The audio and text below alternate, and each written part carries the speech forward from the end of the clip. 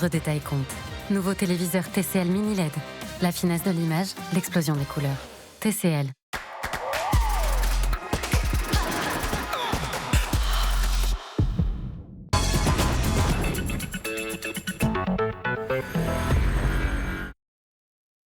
Si Johanna est aussi angoissée, c'est parce qu'elle souffre d'une maladie génétique rare, au nom barbare, la chondrodysplasie métaphysaire de Schmitt. Sa principale pathologie est une déformation des membres inférieurs et un retard de croissance important. Allez, en voiture. Pour Johanna, les conséquences ont été irrémédiables puisqu'elle mesure aujourd'hui 1,32 m. À cause de sa petite taille, ses grossesses ont toutes été compliquées. Il faut faire attention au poids surtout, parce qu'il y a tout qui va dans le ventre. Et avec une petite taille, forcément, vers 6 mois de grossesse, j'ai pas mal déjà de contractions. Et j'ai eu 2 prémas où j'ai accouché à 7 mois, donc c'est dangereux pour moi de faire trop d'efforts à un moment donné. Il faut que je me préserve aussi, et le bébé aussi. Johanna a accouché 6 fois par césarienne, un cas rarissime. Des interventions chirurgicales qui ont fragilisé son corps. Ce matin, elle se prépare à passer une échographie déterminante. Ça va ? Cédric, son mari, l'accompagne pour la soutenir. Bonjour, entrez. Madame de Chaumaret est radiologue. Pour elle, cette 7e grossesse est une énorme prise de risque. C'est un utérus qui a subi plusieurs césariennes, donc qui a déjà été sectionné et réparé plusieurs fois. C'est un utérus qui reste très fragile. Le risque, c'est la rupture utérine. Donc le risque, c'est surtout pour la maman. Et la rupture utérine, ça provoque quoi comme conséquence ? Très grave. Johanna met sa vie en danger, mais c'est un choix mûrement réfléchi. Ce qu'il importe ce matin, c'est de savoir si son futur bébé souffre de malformations. Parfait. Les échanges entre vous et votre bébé se font bien. Ensuite, on va le mesurer. Ouais, là, c'est important. Voilà. Pourquoi c'est important, ça ? Parce que j'ai toujours peur, même si la dysplasie de Schmitt ne se verra pas avant, j'ai quand même un retard moi de croissance important, du coup. C'est héréditaire ? Non. Ce que j'ai, c'est génétique. Génétique. Donc c'est 50-50. Soit ce bébé il l'aura, soit il l'aura pas, mais on n'en saura qu'entre 1 an et 3 ans, pas avant. Voilà, donc c'est un bébé qui a une croissance super. Actuellement, il fait environ 500 grammes. Ah oui. Donc c'est bien. Un peu plus gros que les autres. Voilà. Cédric est rassuré. Depuis plusieurs jours, ce papa taciturne cachait son inquiétude à sa femme. Ça fait plaisir. Ça fait plaisir. Au moins là, on le voit. Merci. Allez, merci. Pour l'instant, la grossesse de Johanna se présente bien. Mais cette maman hors du commun ne se réjouit pas pour autant. Sa maladie, elle l'a transmise malgré elle à 3 de ses enfants. Allez, venez goûter. Chacun d'eux souffre aujourd'hui d'un retard de croissance. C'est le cas de Florian, le 3e enfant du couple. Allez Flo, viens, on va aller faire la piqûre. À 12 ans, l'adolescent ne mesure qu'1,30 m au lieu d'1,45 m en moyenne. Pour multiplier ses chances d'avoir un jour une taille normale, il suit un traitement bien particulier.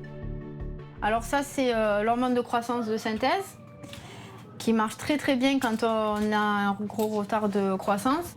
T'as commencé à quel âge ? T'avais 4 ans. 4 ans, ouais. Mais c'est tous les jours ? Oui, tous les soirs. Et t'y penses tous les jours ? Bah oui. Il y a quelques semaines, Florian a même été opéré pour étirer les os de ses jambes et lui faire gagner de précieux centimètres. Un combat contre la maladie qu'il prend avec légèreté. Mais c'est un problème pour toi ? Tu préférerais pas l'avoir ou comment ? Non, c'est... Je m'en fous en fait. Que je l'ai ou pas, ça change rien. Si les progrès médicaux devraient permettre à Florian d'avoir un jour une taille normale, l'enfance de Johanna a été un véritable calvaire. J'ai eu beaucoup d'interventions. J'en ai eu 24, mais déjà 22 entre 1987 à mes 3 ans et 2000, jusqu'à mes 16 ans. Et à chaque fois, c'est pareil, c'est des mois de plâtre. Du coup, j'ai pas de féminité au niveau de mes jambes, quoi. Je suis toujours en train de me cacher, j'ai des cicatrices horribles jusqu'à mes 30 ans. Je me cachais encore. Aujourd'hui, Johanna s'accepte enfin comme elle est. Tarte aux pommes. Tarte aux pommes, moi je vais partir. Un couteau. Sa famille nombreuse lui a servi quelque part de thérapie. C'est bon? Ah bah, je vois ça, ouais. La maman de 35 ans a déjoué tous les pronostics médicaux en accouchant 6 fois, malgré sa maladie. Mais elle le sait, le risque est que cette 7e grossesse soit celle de trop. Son corps supportera-t-il cet ultime effort? Rien n'est moins sûr. À Clermont-Ferrand, au centre hospitalier, Élodie a un rendez-vous important ce matin, une échographie. T'es prête? Oui, je suis prête. Allez, on y va. Enceinte de 6 mois et demi, la femme de 35 ans espère pouvoir mener sa grossesse à terme. Mais elle sait que sa maladie, la mucoviscidose, pourrait l'en empêcher.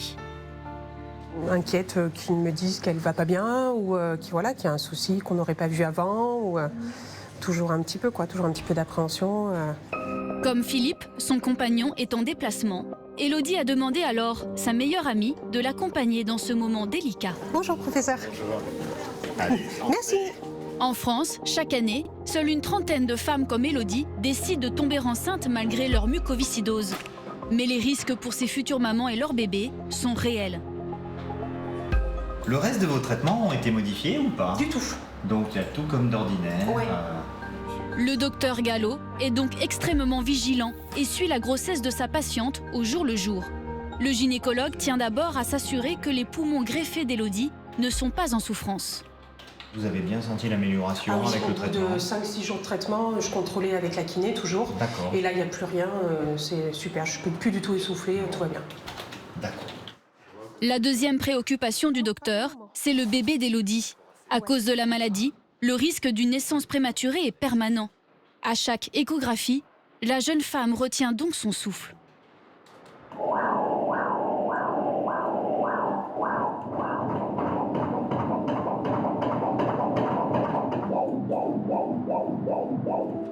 Il ne semble pas y avoir du tout de difficulté sur la qualité des échanges au niveau du placenta entre ce bébé et sa maman. Donc ça c'est bien. Vous voyez, on estime que le bébé actuellement il est à peu près vers 935 grammes, nous dit la machine. Ah oui, bien correct. D'accord. Voilà, on va bientôt franchir la barre de kilo. Vous me confirmez que c'est une fille, hein? Oh oui. La chambre est voisin, donc... Bien, ici, D'accord. Vous ressentez La joie. À chaque fois que je l'entends, tous les mois, ça me fait ça. J'adore. Élodie est rassurée. Chaque semaine qui passe est une victoire de plus sur la maladie. Parfait. Super. Alors elle s'empresse de partager sa joie avec celui qu'elle aime. Elle fait 35 cm, elle en faisait 28 la dernière fois. Et elle fait 980 grammes, elle est pratiquement à 1 kg. Avec Philippe, Élodie a déjà choisi le prénom de leur future petite fille. Elle s'appellera Lily. Une manière pour le couple de se projeter en avant. Je t'aime mon cœur, à plus tard. Bisous mon cœur. Bisous, à plus tard, je t'aime. Élodie profite de l'instant, mais elle sait que l'équilibre entre sa santé et celle de son bébé est fragile. 2 semaines plus tard, le visage d'Élodie est fermé. En route pour la maison de son père, elle a une dure nouvelle à lui annoncer. Le gynécologue m'a appris que ma fille avait un retard de croissance in-utérin, c'est-à-dire qu'elle est en dessous du poids normal qu'elle devrait avoir à ce stade de la grossesse. Donc la question c'est, est-ce qu'on la garde encore à l'intérieur parce qu'elle peut prendre encore du poids dans mon ventre, ou est-ce qu'on la sort pour qu'elle soit prise en charge en néonate par des pédiatres, quoi. Ce qui va être très compliqué à gérer pour moi si elle va en néonate, c'est de ne pas l'avoir à mes côtés en fait. Et ça c'est une angoisse terrible. Lorsque ses peurs prennent le dessus, Élodie vient chercher du réconfort chez ses parents, et notamment Patrick, son papa qui l'a toujours soutenu. Ça va papa? Non, oui. Oui. Allez, rentre au frais. Cet homme de 62 ans voue un amour sans faille à l'égard de sa fille unique. Il se souvient encore du jour où il a appris qu'Élodie était malade. Un choc énorme. Elle était malade, elle avait tout le temps des diarrhées, des coliques, des maux de ventre. Donc les médecins, à force, ils ont fait faire plein d'examens. Et ils ont fait faire les examens pour voir si elle avait la mucoviscidose. Et ça s'avérait qu'elle avait la mucoviscidose. Voilà, ils nous l'ont annoncé comme ça. Déjà, on ne savait pas ce que c'était. C'est la première fois qu'on entendait un terme aussi barbare, et puis voilà. Hein. Et la première chose qu'ils nous ont dit, que c'était une maladie incurable. Ça commençait bien. Donc, quand on nous annonce un truc comme ça, on prend déjà un grand coup de pelle. Et voilà, après, il faut s'adapter, on n'a pas le choix. Hein. Le père d'Élodie reste fort devant sa fille, mais cette grossesse l'inquiète depuis le début. Il a peur de la perdre. La future maman appréhende sa réaction face au retard de croissance du bébé. Ouais. Le professeur Gallo a trouvé que Lily, elle était un petit peu maigre. Du coup, en fait, demain, on recontrôle, voir si elle a pris du poids ou pas. Parce que si jamais elle grossit plus ou pas suffisamment, il dit que c'est mieux de la sortir en avance de mon ventre et qu'elle soit prise en charge en relais par les pédiatres et puis peut-être nourrie par une sonde pour qu'elle grossisse un peu avant qu'on la ramène à la maison, quoi. D'accord. Voilà. T'as que ça comme nouvelle. Mais ça va bien se passer. Pas de raison. On verra demain. Faut leur faire confiance. Oui, je leur fais confiance. Ça va bien se passer. Vous appréhendez? Un petit peu quand même. C'est une opération, c'est pas anodin. Toujours des risques, mais ça va aller. On a l'habitude, on s'est toujours relevé. Vous prenez sur vous beaucoup? Je montre pas tout. J'ai pas le droit, je suis le papa, je dois être fort. Il en faut moins qu'il soit fort. Après, ça reste à l'intérieur. Ça va bien se passer. Ouais. Désolé.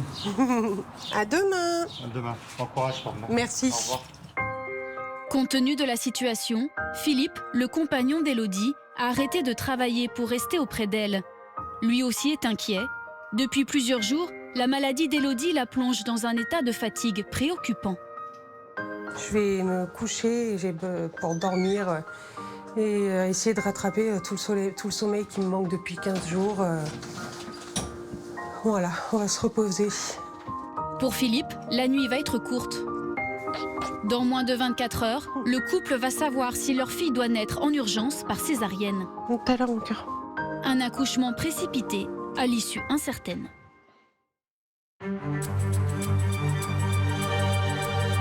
Dans l'est de la France, à Reims, il est 8 h du matin. Au centre hospitalier, Adrien, le futur papa des triplés, a la mine des mauvais jours. La nuit a été courte, un rebondissement a eu lieu la veille. C'est un petit peu le stress ce matin parce que gros imprévu. Stéphanie a dû accoucher plus tôt pour des complications par rapport à une petite qui a fait une baisse du rythme cardiaque hier soir. Dès leur naissance, les triplés du couple ont été placés en couveuse car elles sont trop faibles pour respirer seules. Étant donné leur état, Stéphanie n'a pas encore obtenu le droit de voir ses enfants. Ça va ma poupette? Ouais, toi. Ça a été la matinée? Moi, ça va. Adrien est donc venu épauler sa compagne dans ce moment difficile. Comment ça s'est passé alors hier? Hier, c'était horrible. J'y repense. Je pensais pas qu'on me dise césarienne, ça va aller, ça va aller. Ça va aller. C'est pour ça que j'ai encore plus hâte de les voir parce que je les ai même pas entreaperçus, quoi. Je les ai vus en photo, mais c'est tout. Donc, 24 heures, ça commence à être un petit peu long.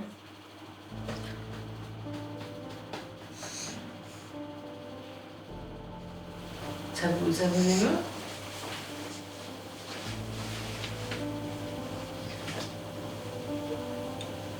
Oui, parce que j'aimerais bien les voir. On va aller les voir.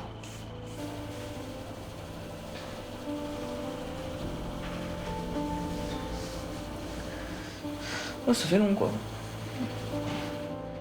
24 heures après la naissance de leurs 3 filles, Stéphanie et Adrien savent que les triplés ne sont pas encore sortis d'affaires. Bien au contraire.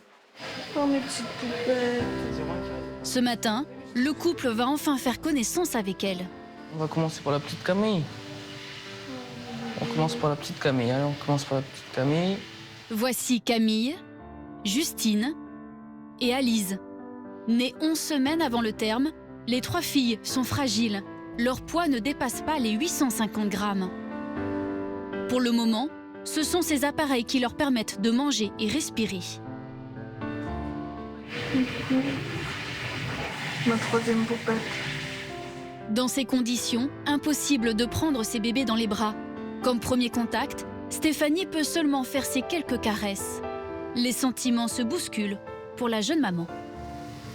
Donc ça fait bizarre. À la fois beaucoup de joie et puis bon, ça fait bizarre parce qu'ils sont elle est vraiment toute petite.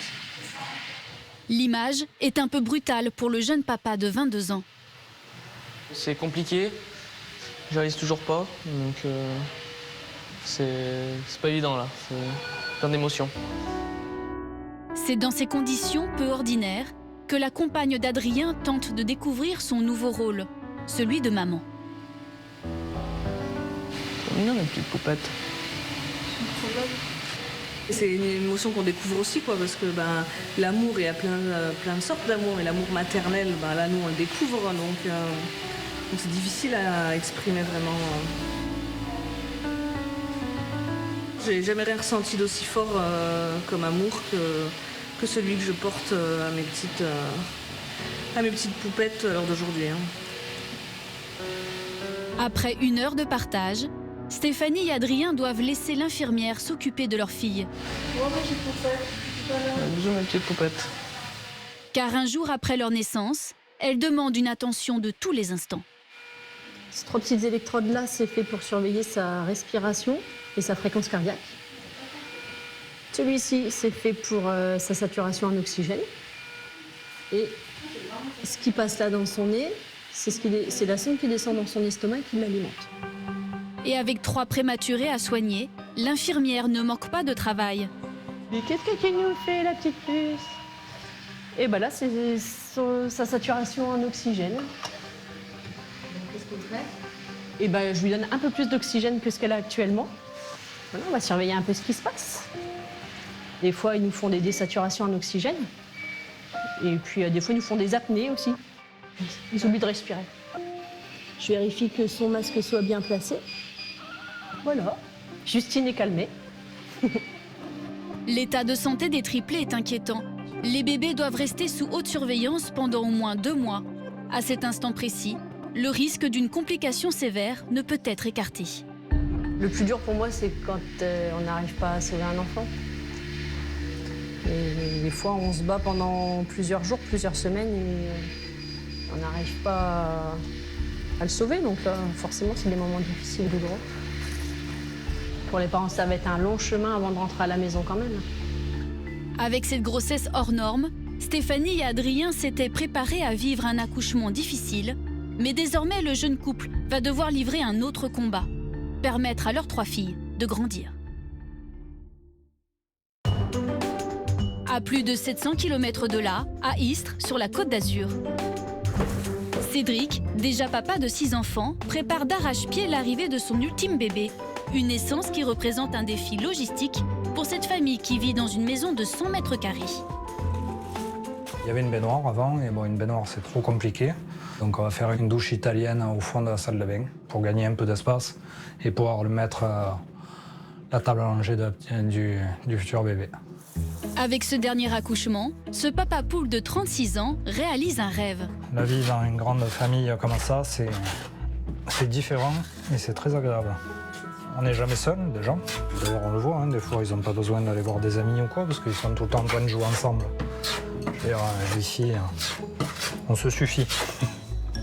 Alors, à quelques semaines de la naissance, Cédric ne compte pas ses heures, sous l'œil amusé de Johanna, sa femme. On sera dans les temps, tu crois? Oui. Ouais. Il faut. Oh purée, la colle partout. Tu en veux un petit peu? Ah non. Ah bah oui. Si le couple est confiant pour le moment sur l'avenir de cette grossesse, un événement inattendu et unique dans l'histoire va venir tout bouleverser. 1 mois plus tard, la France entière est paralysée à cause du coronavirus.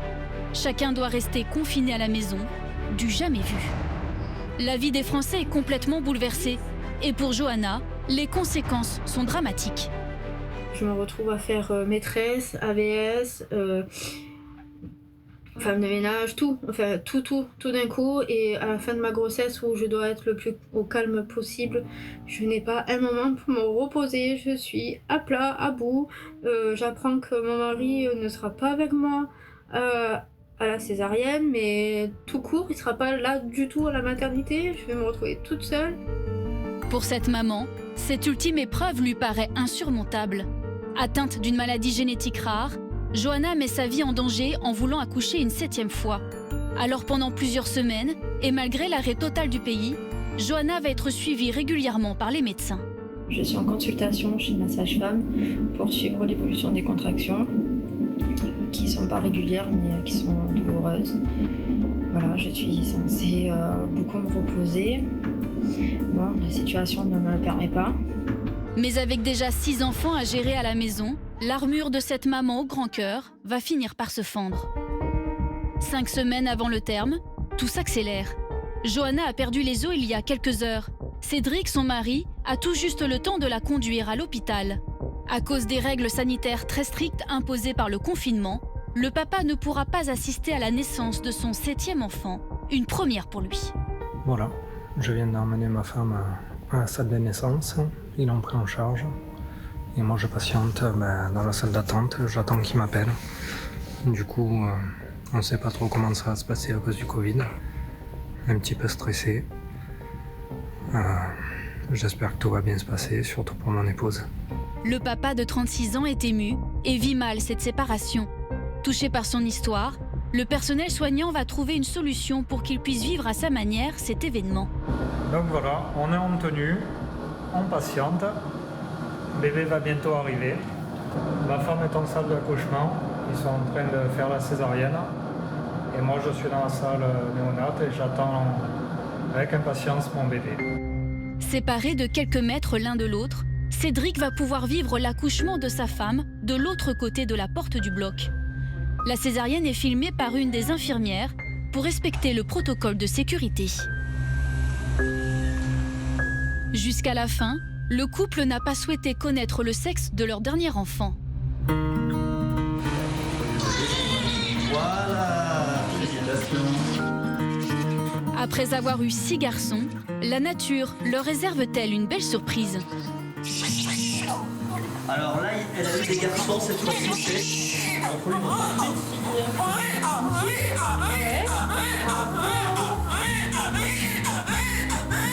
Anaëlle est née avec 1 mois d'avance, mais c'est un beau bébé.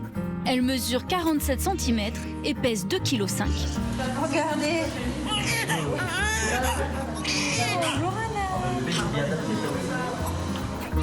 Sous l'effet de l'anesthésie, Johanna est à moitié endormie, mais elle savoure l'instant. À tout à l'heure. Anaëlle est immédiatement prise en charge par les soignants pour s'assurer que tout va bien. 10 minutes plus tard, Cédric rencontre enfin sa toute première fille. Bon, félicitations. Oui, bonjour Anaëlle. T'es sur ton papa? T'es bien sur ton papa? Un contact précieux qui n'aura duré qu'une demi-heure compte tenu des règles sanitaires imposées par le coronavirus. Le papa doit quitter l'hôpital, le cœur gros. Je peux plus du tout rentrer, ni les voir, ni elle, ni le bébé. Je peux déposer, si elle a besoin d'affaires, je vais au service, je sonne et je leur donne les affaires et c'est eux qui lui emmènent. Voilà, je les verrai qu'à la sortie de la maternité. Pour cet homme qui a eu 6 garçons, cette séparation d'avec son unique fille est une épreuve de plus. C'est un moment unique dans la vie et on nous l'a volé. C'est dur, c'est dur. C'est de la peine parce que je suis loin de ma femme, je suis loin de ma fille. Voilà, c'est pas évident. Mais le plus inquiétant, c'est l'état de santé de Johanna, car comme les médecins le craignaient, cette 7e césarienne a causé des dégâts collatéraux. Le docteur Chinchol, l'obstétricien qui a accouché Johanna, reçoit son mari pour lui faire part des complications à venir. Comment ça s'est passé ? Comme elle a eu beaucoup de césariennes, il y avait des adhérences entre la vessie et l'utérus est devenu très mince, ce qui fait qu'au moment d'inciser l'utérus pour sortir le bébé, il y avait déjà l'utérus qui était partiellement déchiré sur la partie gauche. Donc à ce moment-là, en ouvrant pour sortir peut-être du bébé, la vessie s'est un petit peu déchirée. Pour la complication n'a pas mis en jeu ni la mère ni le bébé, ça devrait récupérer quoi. Le gynécologue se montre rassurant, mais Johanna va devoir rester en observation quelques jours. Cédric encaisse la nouvelle sans dire un mot. Il vient de comprendre qu'il était encore un peu tôt pour crier victoire. Bien, Bon, ben, merci. Bon courage. On va patienter un tout petit peu plus que ce que j'avais dit initialement. Hein. Pour le papa, une seule question à l'esprit, quand pourra-t-il à nouveau serrer son unique fille dans ses bras? Allez, je vous remercie, docteur.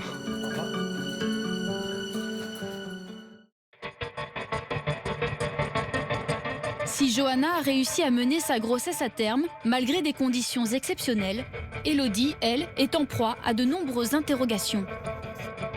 Ce matin, elle a rendez-vous avec Philippe au centre hospitalier de Clermont-Ferrand pour savoir si leur futur bébé n'est pas en souffrance. Je me sens très stressée. J'ai hâte que cette journée soit finie. Enceinte de 7 mois, Élodie va passer une échographie pour savoir si sa petite fille doit naître en urgence. La maman, atteinte de mucoviscidose, essaye de faire le vide, mais le cœur n'y est pas. Cette nuit, j'ai très peu dormi et très mal. Lors de la dernière échographie, le gynécologue a constaté que le bébé d'Élodie ne grandissait pas comme il fallait. Il pense que le traitement qu'elle suit pour sa double greffe de poumon pourrait en être la cause. Allez, let's go. Mais cette femme courageuse ne peut pas se passer de ce médicament, car sans lui, son corps pourrait rejeter la greffe. Un acte qui entraînerait sa mort. Malgré son état de santé fragile, Élodie n'a pas peur pour elle, mais pour son bébé. Elle craint une naissance prématurée. Tout de suite, là, il n'y a rien pour me rassurer. C'est ça. Non, non, on peut me dire n'importe quoi. Tant que le professeur Gallo ne m'aura pas parlé, je suis dans ma bulle, là. Dans la tête de Philippe, les questions se bousculent aussi. On a hâte de savoir si elle a grossi ou pas. Et si Élodie rentre avec moi ou pas. Voilà, c'est le plus important. Que les deux rentrent. Les deux rentrent à la maison. Après 10 années de vie commune, 4 fécondations in vitro ratées et beaucoup de désillusions, le couple n'a jamais été aussi près de devenir parent. Alors Philippe essaye de positiver pour rassurer sa compagne. Tout est compliqué pour nous, mais au final, tout se finit toujours bien. Un joli cœur. Madame Gérard, venez avec moi, s'il vous plaît. Merci. Étant donné l'état d'anxiété du couple, l'échographie aura lieu à huis clos, derrière cette porte. Dès les premières minutes, le gynécologue remarque des signes d'amélioration. Cette quantité liquide-là est bien satisfaisante. Déjà, donc ça, c'est bon signe. Contre toute attente, la future fille d'Élodie et Philippe a repris un peu de poids. On serait à peu près 1,6 kg. Un petit peu pris. On ne fait pas du surplace, quoi. Ouais. C'est correct. Un soulagement. La maman est submergée par l'émotion. Donc elle arrive encore à se nourrir. Oui, j'ai l'impression que c'est bien favorable.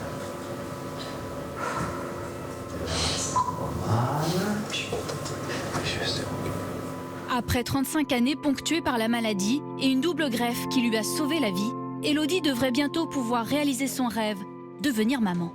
Bon. Alors, Les nouvelles sont diagnostic plutôt bonnes, en fait. Hein, on a de la chance parce que sur le recontrôle d'aujourd'hui, on voit que la tendance